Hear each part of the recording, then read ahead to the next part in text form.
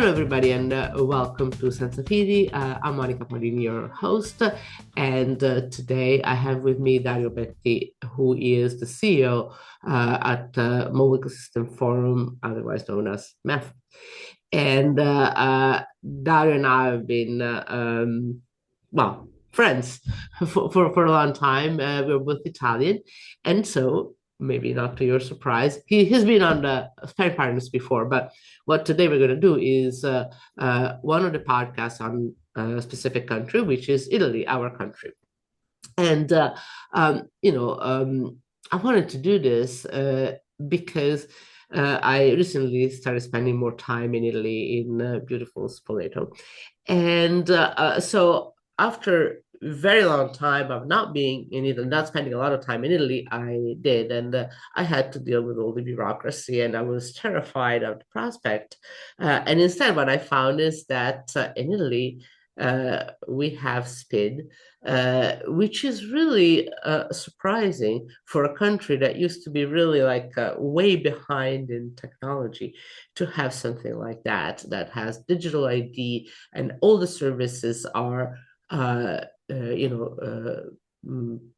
go through it. And not only that, but most people use it. Including elderly people. So that is actually, to me, that was really surprising. It was shockingly positive. I was not expecting it. So, Darren and I today will talk about it and put it in the context of what happens in Italy and everywhere else. And Amaf has been working a lot on this. So not only Dario is not here because he's Italian, but because he actually knows about this stuff. So Dario, welcome back to Sparing Partners, and tell us a little bit about yourself, MEF, and what we're trying to talk about today. Thank you, Monica. Thank you for having me. I don't necessarily know this stuff, but I hear from people that know this stuff a lot. And so out of reflections and out of putting together complex stories, like this one, it might help not to be the super knowledgeable person, but the one that hears from others. And talking about hear from others, I'm the CEO of the Mobile Ecosystem Forum. It's a trade association, 200 companies within that. It is mobile. But identity, as we're talking about that today, is one of those main themes for us. Partly because in some countries, identity is mobile, your mobile number, or even your mobile phone uses itself as a way to key yourself in, one-time password for banks and so on.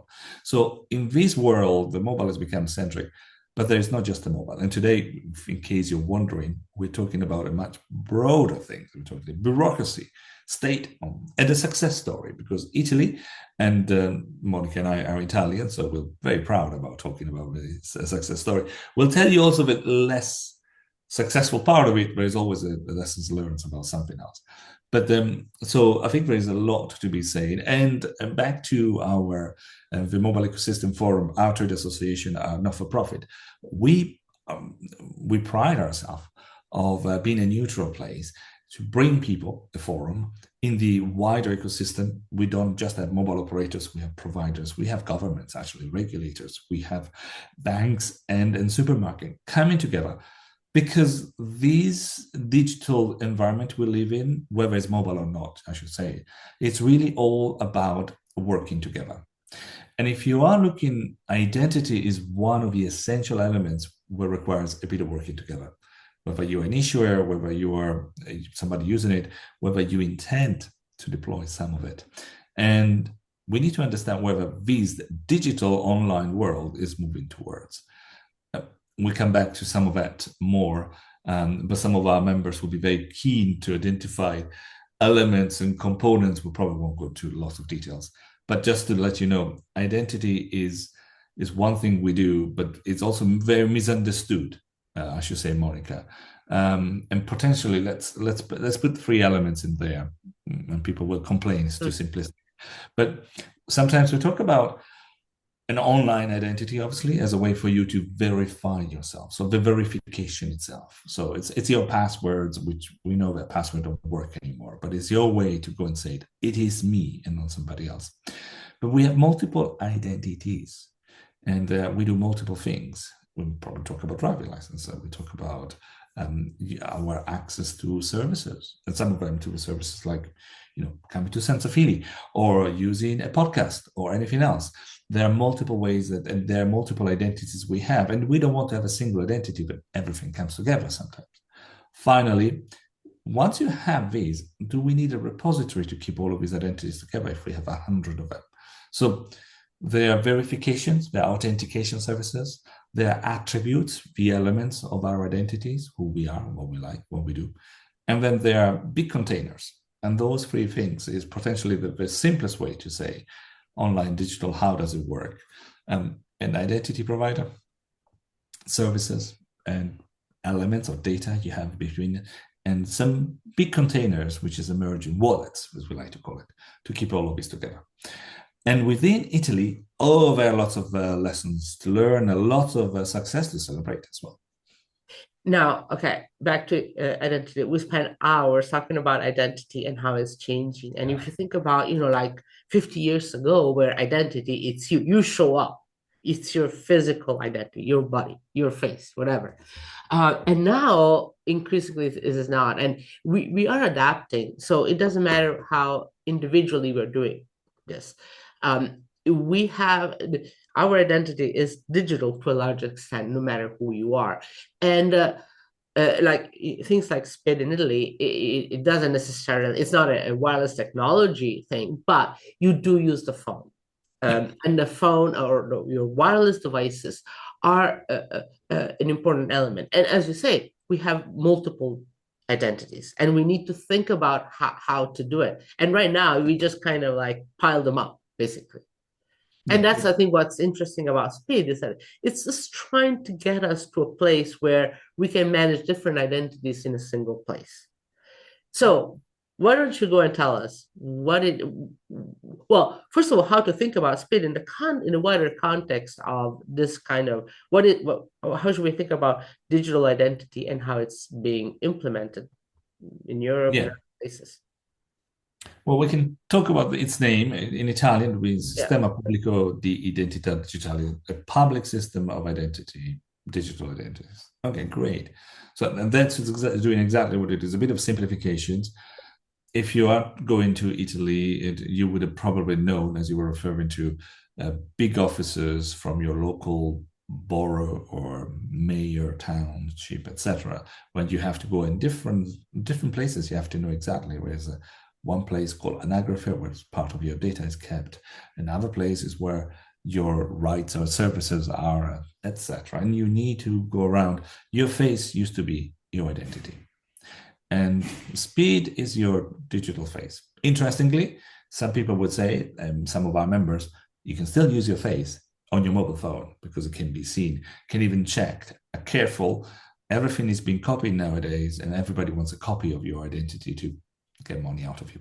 And right now, AI has been used a lot, injecting fake faces all around digitally to do it. So nothing is sacred anymore. Nothing is safe. We need to understand that things are moving quite fast. SPID, the Sistema Pubblico di Identità Digitale, organize a framework. And with that, let's say the guardrails for some of the very important requirements. Equally said, we are not going to be managing these, which is a very novelty. It's the federations of identity.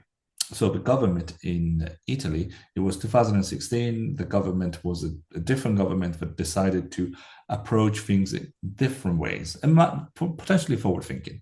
So what they said is, we're going to ask companies, any companies, to become an issuer of our data, and we will accept it as long as you follow these rules. So that's the role of the government, was not to run the service, but to maintain, not to operate the service, but to maintain the overall guidelines on how to do it. Very interesting and forward thinking, I should be saying, in line with some of the concept we've seen at the time. But what's really successful, what's really surprising is the success we've seen. And there are two sides. Partly, as Monica has said, the bureaucracy in Italy has been so complex that having one way to speed it up, to do it online, it was a massive bonus for the economy and for people. We also should be saying that they put some candies, some nice treats in there. So there were during COVID time where it really blew into incredible penetrations. We'll come in numbers soon. There was also ways we only could get some of the subsidies via using SPID. So that was a real big thing for most people. But anyway, coming back to us today in 2026, which is 10 years after it was ideated the first time, we have 41 million users in a country of about 60 million. But 41 million identity, if you want, represent 85% of the online populations in Italy. So that really means that everybody, if you go online, you're probably very likely to have one. Now, that number, the 41 million, also, just put it in context for Europe, that is the biggest active digital ID space we have anywhere in Europe. Only France comes second with France Connect, which has got a lower penetration, so it's about 35 to 40 million. So we're losing 4 or 5 million. Now, Germany, very big country, only 20, 25 million, and they all more than 90 million people there. So you can see how the penetrations in Italy is very high, and the numbers is simply the largest active base in Europe. Monica, you might pick me and say that there are countries that do it better.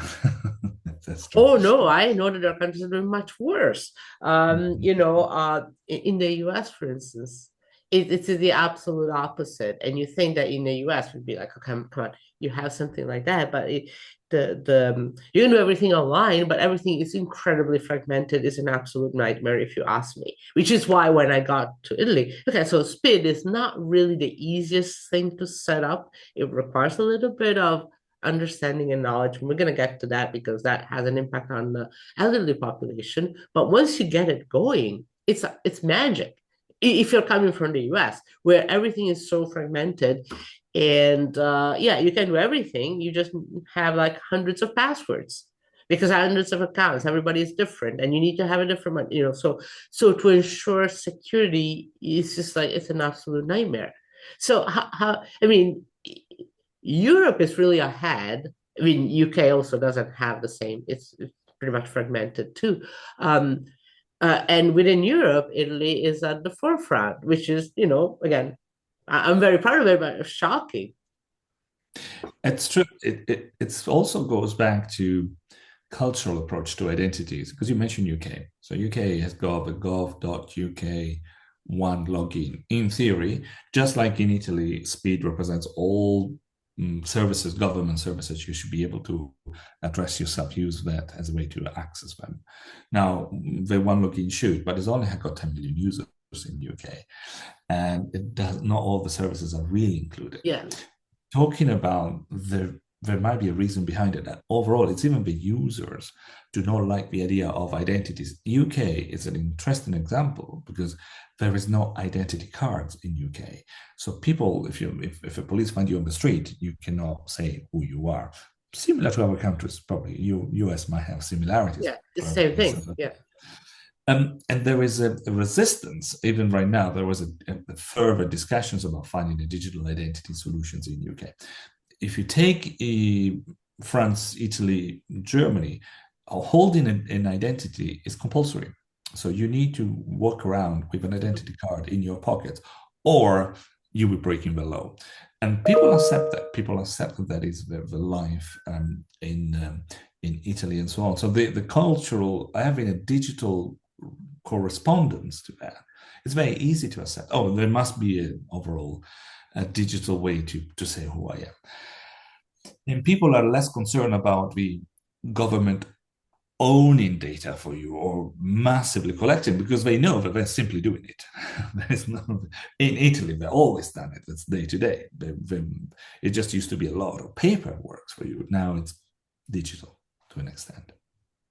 Yeah, absolutely. But and I say it's really a cultural thing, but at some point it's just negative in the sense that you don't have okay. So in the UK, US, you don't even have a physical card. So the transition to a digital ID is hard because you don't even have the paper one to start with. Yeah. And it's considered to be, especially in the US, the idea of having an ID is just like impossible and unthinkable. And you wonder why this is. But then again, also some digital services, because people are really concerned about security, so they don't use mobile phone payments because they consider it to be less secure than a credit card, which, well, debatable. In the US, very few people, I mean, like half as the use of mobile phone for paying is like half as much as Europe, for instance. Uh, and so that's actually remarkable. And that's so. Is there much of a before we get to talk about speed? I mean, is there much of a concern in terms of security and privacy? Because I'm actually surprised when I use SPID. It's like it seems to be very strict in terms of security, making sure that it's you using the system. So I'm not too worried about it, but maybe I should. Well, it's a very interesting, I think, almost dichotomy in the world, because where there is a more concerns about identity, sometimes there is a less concerns about privacy, and vice versa. GDPR, which is a very European thing, is our ways to, personal data, how it's shared. It's very strongly defending the users. It's not happening in the US as much. And the UK version is still very similar to, if you want to keep that parallel, but it seems to be going away. So the idea that a government can know a lot of things about you, but other companies have to be much more careful with your data. That's a kind of trade-off you're getting. In US, it is a bit more of a free experience for a lot on how you collect data, what kind of data you have. But the government, you don't want the government to have a look at that data, but you're happy for separate companies to have a lot of data about you and use it and sell your services. So it's almost like how you look at the world. Now, interestingly, for SPID, when it was first designed, it was trying to balance both. Because when Italy launched its services, and we're talking about its federated services, they let private companies to run these services and potentially sell these services to others. Because that was the entire idea, that it was going to be self-funding. This company would have been done things for others, using it as identity provision and enrichment services. Government GDPR intervention also meant very quickly that there's very little you can do, because you cannot share data between different services in GDPR. You cannot get your health system to be inquired by somebody else and being paid without you being actively involved and saying that. So that was a great plan, but it did not materialize, which challenged a bit the system, because the government was not paying to operate the service, was not paying, but these companies were. And now they realize that they're not going to make money out of it. It's not a huge cost. Some will keep it. And the largest issuer of SPID identities is Poste Italiane, which is the national payment, I should say, really, but post service as well. So it's partly funded by the state, if you want, still. But the idea that it was going to be a complete open system with companies coming in and offering services to customers, the services are now offered, but we'll see that slowly they're asking for a fee. So that we now have a bit of complications coming with some of the services right now. But just to go back, the imperfection of the world, we're still trying to understand the model for identity and the future model. Who pays for identity? What does identity do? And there's a lot of fundamental questions about how you look at the role of the government, the role of private enterprises, and the rights of the citizens out there. So I think there's going to be a few recipes we're still going to see for a while to reflect the differences in flavors. No, let's go back to that. Before we do that, maybe you can comment on the latest news about Poste Italiane and Tim, and how is that going to be potentially have an impact on SPID? Yes, there are always, we're talking about government, there are always multiple lenses we need to analyze things. So when we say there was a specific government that decided to launch very quickly SPID, and they did it by creating a new agency separate from all the bureaucracy called an Italian agency for digital services, let's say, or digitalization. But then you've seen all of the other parties coming in too, as we've got let's say, the official state identity, the identity card system, which came and said, well, we do the same thing. And then you had a fiscal, the tax system, said we issue an identity as well. And then so did the National Health Services, which is very big. So you actually had all of these parts starting to fight in each other. So different government came and then effectively told they were going to stop the SPID, which was such a success, and launch a new one. The comparison, they eventually they decided not to stop SPID because everybody had it and it was a success, but then to let other things arrive. But it looked like the long-term solutions. It was going to include, going back to original discussions, a European wallet, which in Italy is called the IT, or I should say IO, is the actual name of the application you'll have, which will include all the different identities, just like European ones. And then you have an identity card, electronic ID, which is also running. Okay, now all of that, it looked like SPID had these funding issues, and Poste was the main issue. But all of a sudden, Poste government, the one that was really looking at turning things off. But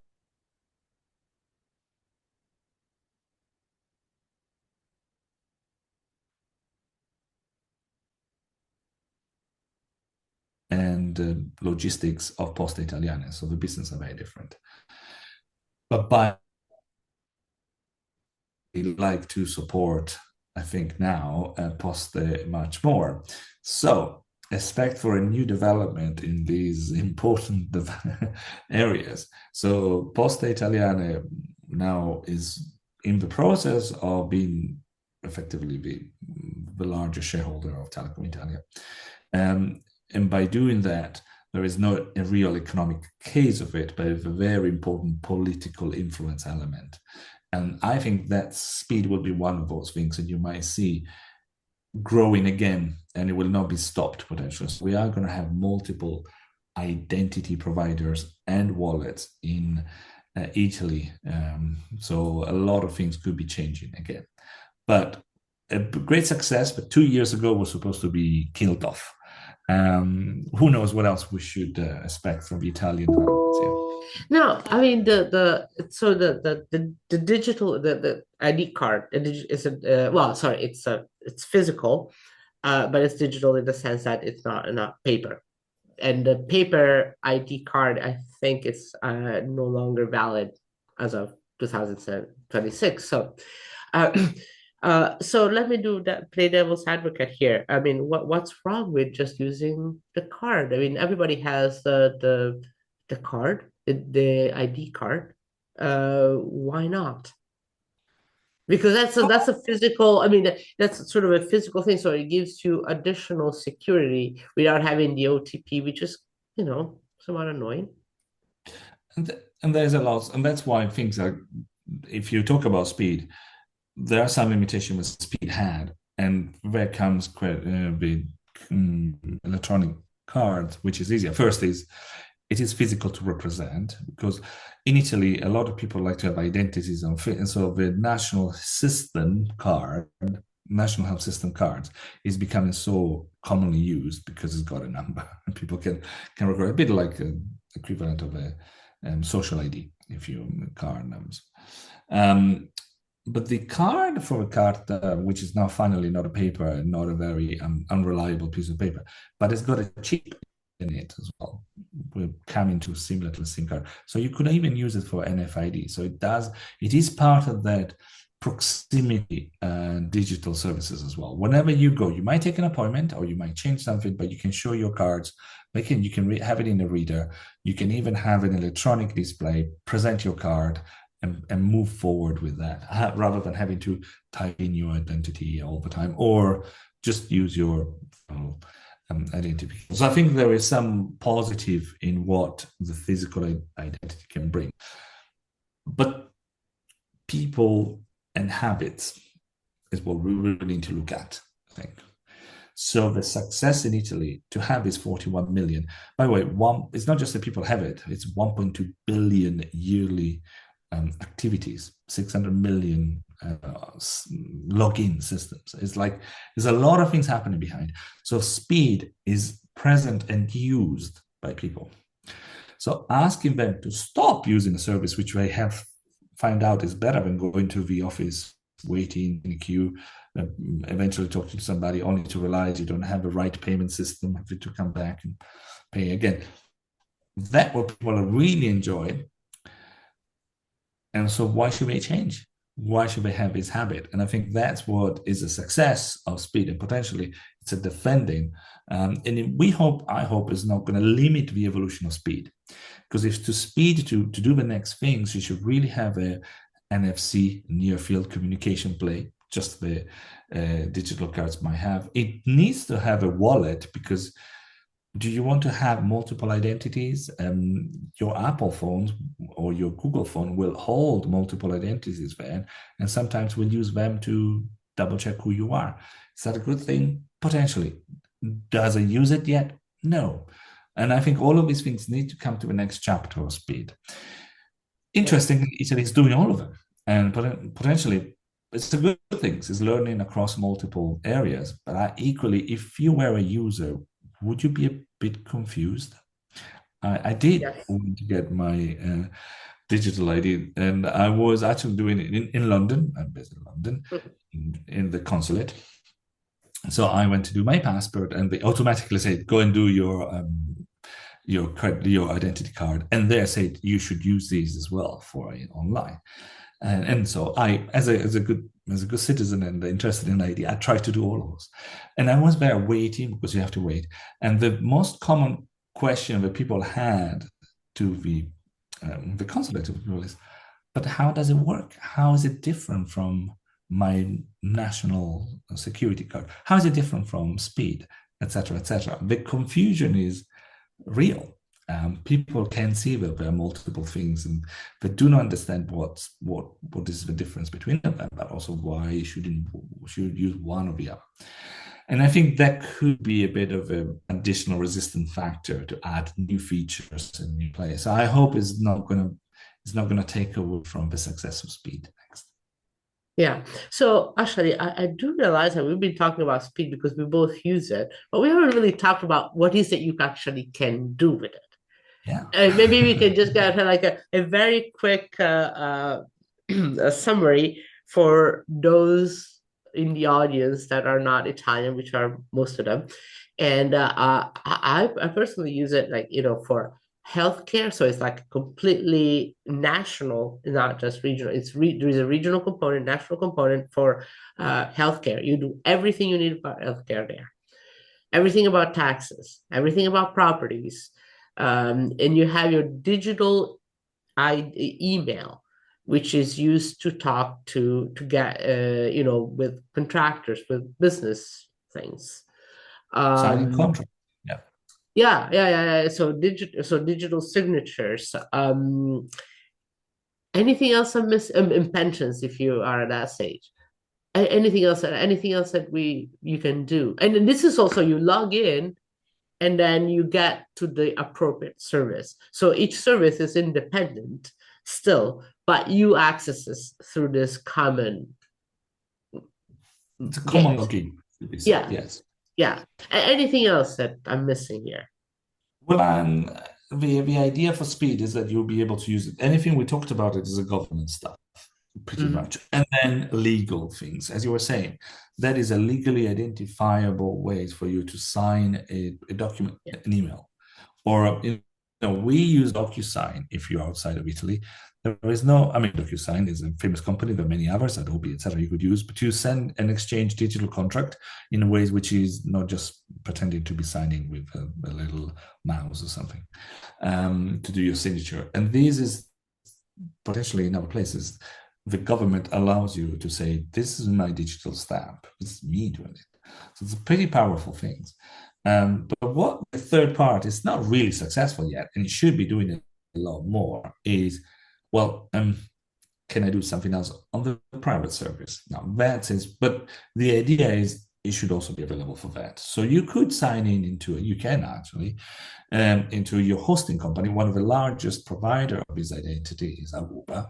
Aruba is your SMEs or large company as well, provider of different things. Of if you're a company, you need to provide taxation, etc. And you can sign in to that services, clouding, hosting, deciding your DNS, your name, all of that, and it still uses that.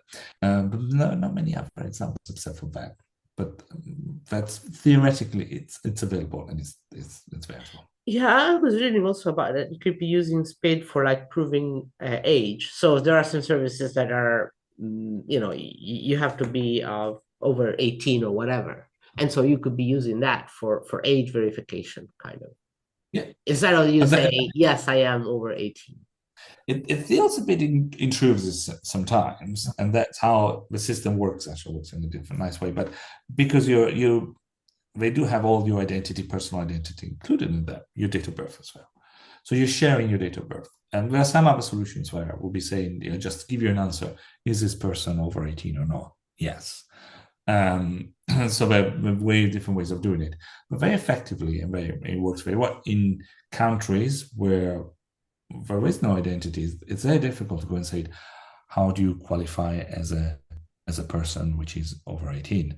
By fact, you got a credit card, potentially, but not always by now, especially debit cards have been given to everybody, or prepaid cards. So yeah, I think there are multiple use cases that could emerge as well, and we're seeing right now. But again, we needed to get people to understand how to use them, which gives a bit of a concern, if I could say. I mean, the success of 85, 90% of the population in Italy using it, it doesn't really mean that they are using it. It means that somebody is using their identity. So where were you talking to my mother, which is in the 90s? She does not use it as SPID. Somebody uses it for her. And that questions of, even if she's perfectly capable and so on, of doing lots of things, the digital complexities are too much. But right now, there's no other way for her except she needs to have a SPID. So she needs to trust somebody with that. What I would wish the SPID to look at is these parent-child ideas that you could be the owner of the identity, but you could give rights to somebody to represent you. And when they do that in your name, it's not them having your access necessarily, but it's them being awarded by you the rights of doing things, but traceability, that it will be clear that I am signing something for her if I have power of attorney, or getting an appointment for her health system. So the more we look at the success of SPID, and this is really the reason of the success, which is everybody's got it, the more we can find the next level of adjustments that probably needed in this environment. Yeah, actually, this sounds like a very good idea because, like, I'm doing a SPID for my mom, but if I'm not present with her, I cannot do anything because I need the OTP, so I need her phone sitting there. Exactly. So you need to have a role so that a caretaker or And whatever. and this is why people, I mean, in my case, as an example, is I have her OTPs. Mhm. And how appropriate it is for me to have access to everything. She Yeah, has no access to everything because it's I have everything or nothing. yeah. And that's where things get a bit complicated, and we wish we'd be able to develop to the next level, I think. Yes. Yeah, absolutely. But then again, and this is what I hear from my mom again is like, she loves speed in a way because she can do things without having to go anywhere. But on the other hand, it's hard to use. So there is a question of clearly speed is a big enabler of elderly people that are elderly or not digitally sophisticated. But at the same time, it's hard to use. So where do we draw the line? Is it like is it technology that includes people or excludes them? I think I think it's almost a question of, is the knife the thing that, is it the good or a bad thing? The knife is how you use it, and I think overall I should give it a positive review. But it has been used negatively. I'm using it in a negative way, the way I just responded to you. So for my mother, I've taken her identity and used it for her, and she's perfectly capable. She's in her right mind. She could make all of those decisions herself. But it's easier for me to hold that Yeah. because it's too complicated for her to go online and to do all of that. Equally, in Italy recently, we had an examples, probably many, of somebody pretending to be his mother and and after her death, going to claim services, etc. So is your face good enough, though, to still represent your identity? Not really. And then we talked about those things. Should we think about other ways to make it apart from the system? For some people, going to an office is still important, but it's not secure enough to go in office, show up and say, here I am. So what a potentially or too complicated. What if using that credit identity, which is a better identity, with a chip which you can put on somewhere else, you can put it on top of a screen and allow you to give you a number with your ticketing position, etc., etc. All of that is potentially making it a bit easier. It doesn't have to be online 100%. You might have some physical. You might want to talk to somebody. You might want to have access to a support to explain your things, etc. But it's still a great way to identify yourself, and we shouldn't throw away completely and just saying, "Oh, use your old paper cards," which, as we know, is not usable. After August, will not be usable anyway, because that was not secure at all. Should we be using something in between? Should be comparable? I mean, the good news is the digital identity card is now coming. Eventually, things will move to digital wallet. She could have a phone, present that phone, and be read at everything inside. So there are multiple ways. It's not bad, if you ask me, apart from the philosophical questions. I think most people in Italy will say that SPID was a great development. Is it the end of? No, I think there's another chapter to be written about it. Yeah, yeah, and there's always room for improvement. It's a new thing. So, well, relatively speaking, so there is a huge. Now, final question for you, and then I'll let you go. Who should pay for it?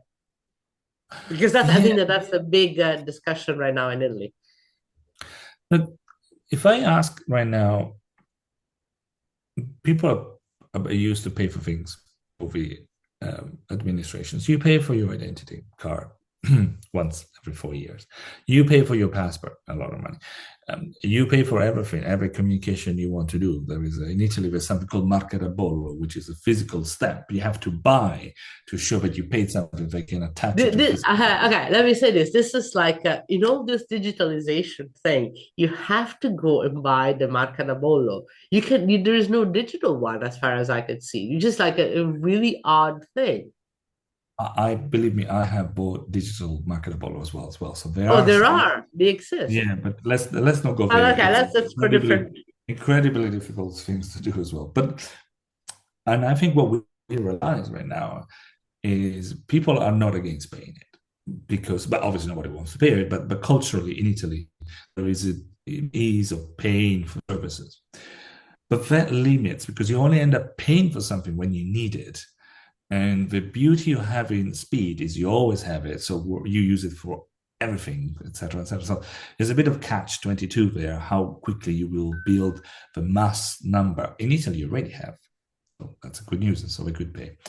But equally, you already pay your credit card, your identity card, you already pay for your passport. So why should you pay for another state-owned? Should there be just one payment? And should it be simplified the life of the citizens? And I think there's a lot more to work done to be there. But fundamentally, as we mentioned before, the SPID model said that we will let somebody else pay for it because they're going to make money out of it. But we have seen that is not working right now. And they came back and openly said, we're not going to be making money out of this. And I think that's one of the questions. So the idea that we will let separate independent operations financing themselves identity provision services, I don't think is a long-term viable solution. The idea that the government in one way pays for it is right now what's happening, but that payment could be part of a bundle payment about your identity services, which might include your passport, your identity card, etc. So, and in that case, I think most people would be accepting that that's part of the administration, etc., etc. So I think there are multiple ways, but the one where we are struggling because the fundamental limitations where we put into in Europe, at least, you cannot use these for a lot of other services, or you cannot share information across them, or not share them easily. That will always limit the commercializations of identity services in Europe. Yeah, and like I said, if I look up, Poste Italiane is planning to charge like €5 a year, so it's not really like a Yeah, major, cost. It's not like €100 a year. Then it's like, oh, not everybody can afford it. and exactly, and it actually turns out to be cheaper than try and buy a new passport, which is every 5 years is €100. So there are multiple things there, but people are going to say, but where is the identity services in Italy provided by? So is it my passport, is my identity card, or is it Poste Italiane? I think it would be universal nature of SPID is a thing to discuss. Should we make it available to everybody, full stop, as part of what you need to have? Whatever. Yeah, absolutely. Well, Dario, that was an excellent overview of SPID, and I hope that actually we get a UK and US audience to kind of pay attention to it more than the Italian one. But that's kind of my own personal view on that. Anyway, well, thank you so much, and to the next one. Thank you very much. It was a pleasure. I hope you find it interesting, and if so, keep listening to Sparring Partners and let your friends know about it. Thank you so much.